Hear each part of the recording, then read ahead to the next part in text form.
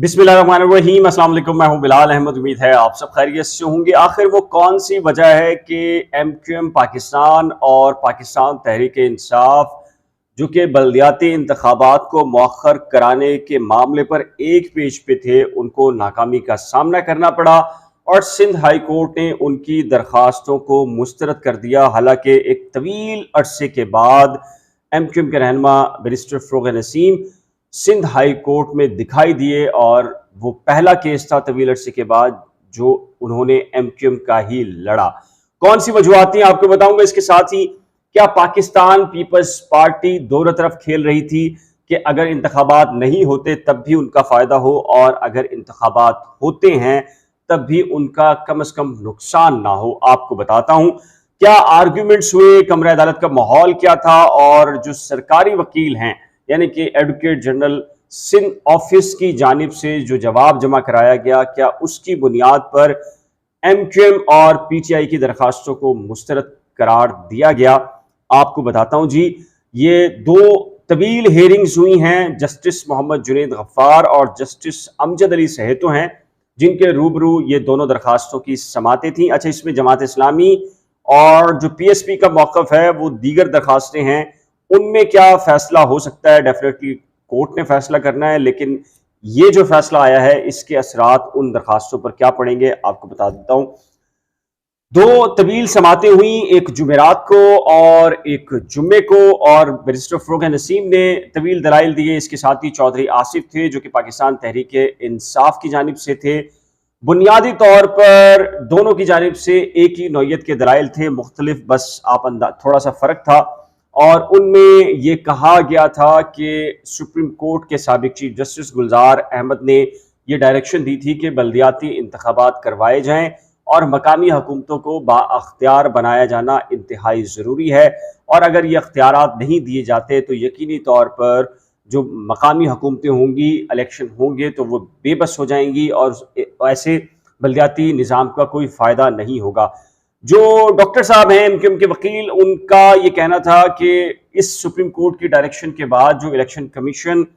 ने जो हल्का बंदियां की, हल्का बंदियों की जो कमेटी बनी और उस कमेटी के अंदर जो स्क्रूटनी और जो पूरा प्रोसेस था वो इतनी तेजी के साथ किया गया कि बुनियादी चीज़ों को, वोटर लिस्ट के अंदर किन का नाम कहाँ है, एड्रेस कहाँ पर है, वाकई UC के अंदर लोगों का जो जहाँ रहते हैं वहाँ है भी या नहीं, इस पूरे के पूरे प्रोसेस को अडॉप्ट नहीं किया गया। और तकरीबन 2 करोड़ अफराद ऐसे हैं जिनकी जो हल्का बंदियां तो तब्दील की गई हैं, उसकी वजह से वो मुतासिर हो सकते हैं और ये तारीख के बदतरीन मुतनाज़ा इलेक्शन होंगे अगर ये बल्दियाती इंतखाबात करवा दिए जाते हैं। जिस पर अदालत ने इलेक्शन कमीशन के जो वकील थे उनसे ये पूछा कि आपका क्या मौक़िफ़ है और आप क्या कहना चाहते हैं। तो उनका ये कहना था, देखिए इससे पहले 2013-14 का जो कानून था वो हल्का बंदियों का जो मामला हुआ करता था वो प्योरली सिर्फ हम उसके जिम्मेदार नहीं थे और आज भी हम जिम्मेदार नहीं हैं, बल्कि डीलिमिटेशन यानी कि हल्का बंदियों की जो कमेटी है वो सिंध हुकूमत बनाती है और हमारा एक फर्द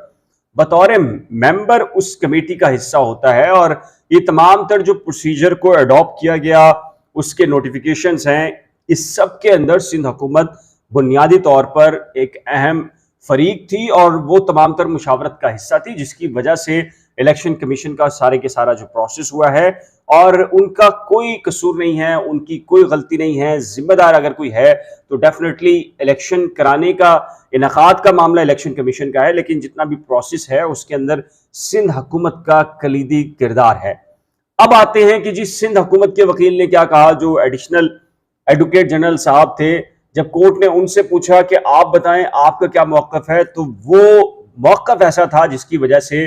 पूरी की पूरी जो गेम है वो पलट गई और ये दरखास्तें मुस्तरद हो गई। उसकी बुनियादी वजह यह है कि सरकारी वकील इससे पहले ये कहते हैं कि जी हम इसकी भरपूर मुखालफत करते हैं, तमाम तर पॉलिटिकल पार्टी जो स्टेक होल्डर्स हैं वो एक पेज के ऊपर हैं, उन्होंने अपनी जो बॉल है वो कोर्ट रूम के अंदर या कोर्ट के सामने फेंकने की कोशिश कर दी, बल्कि फेंकी भी, और ये कहा कि देखें जी एक असेंबली के अंदर ये बहस हुई थी, उस पर सिलेक्ट कमेटी बनाई गई, सिलेक्ट कमेटी में तमाम पॉलिटिकल पार्टीज की नुमाइंदगी थी। सिलेक्ट कमेटी ने तजवीज़ दिया कि जब तक सुप्रीम कोर्ट की डायरेक्शन के मुताबिक मकामी हुकूमतों को बाख्तियार बनाने के लिए मुनासिब कानून साजी नहीं हो जाती, उस वक्त तक के लिए ये इंतखाबात मौखर कर दिए जाए। अब सिंध हुकूमत ने क्या फैसला किया है ये अदालत को नहीं बताया गया, और बताया गया कि सिंध हुकूमत ने यह फैसला किया है कि जो सिलेक्ट कमेटी के जो मिनट्स हैं वो कोर्ट रूम के सामने पेश कर दिए जाएं और फिर मामला कोर्ट पर छोड़ दिया जाए, कोर्ट जो भी कहेगी हम उसको मान लेंगे। यानी कि सिंध असेंबली में पीपल्स पार्टी ने यह कहा तमाम तर पॉलिटिकल पार्टीज को कि हम आपके साथ खड़े हैं और इंतखाबात मौखर कराना चाहते हैं, लेकिन कोर्ट रूम के अंदर यह नहीं कहा कि सिंध हुकूमत मुखालफत करती है इंतखाबात की और इंतखाबात नहीं होने चाहिए, बल्कि यह कहा गया कि सिंध हुकूमत ने यह फैसला किया गया है कि जो सिलेक्ट कमेटी के जो मिनट्स हैं वो अदालत के सामने रखे जाएं और अदालत जो भी फैसला देगी वो सिंध हुकूमत को कबूल होगा। यानी कि पीपल्स पार्टी ने यहां भी ना सिर्फ एमक्यूएम बल्कि दीगर पॉलिटिकल जमातों के साथ हाथ किया, क्योंकि ये बल्दियाती इंतखाबात नहीं होते तब भी पीपल्स पार्टी को फायदा है, और अगर पुरानी कानून साजी की बुनियाद पर इंतखाबात होते हैं तब भी पीपल्स पार्टी को नुकसान नहीं है, क्योंकि तमाम तर जो बुनियादी अख्तियारात हैं डिपार्टमेंट्स के, लोकल गवर्नमेंट के,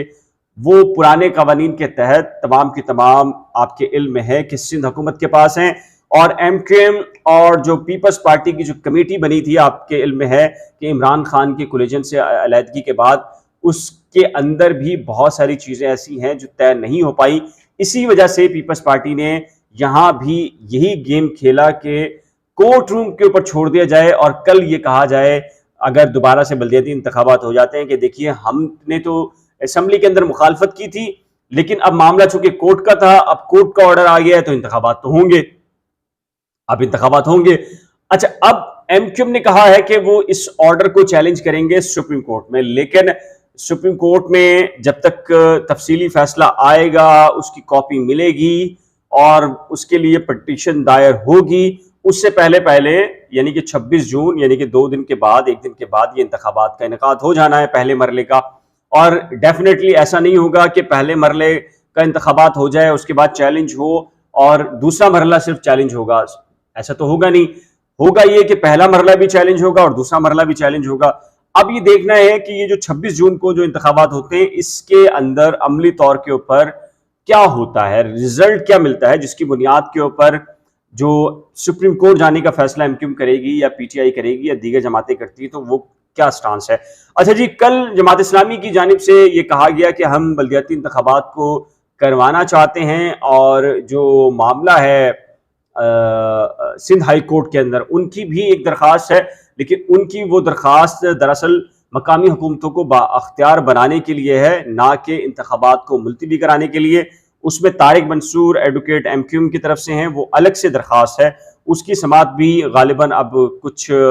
हफ्ते के बाद मुकर्रर है। देखना ये कि अब उसमें क्या होता है, क्या जो दूसरा मरला यानी कि शहरी सिंध है जिसमें कराची शामिल है, उसकी जो बल्दियाती इंतखाबात हैं उससे पहले उसकी हियरिंग होगी या नहीं होगी। आपकी इस सिलसिले में क्या राय है, अपनी कीमती राय का इजहार नीचे दिए गए कमेंट सेक्शन में जरूर तहरीर कीजिएगा।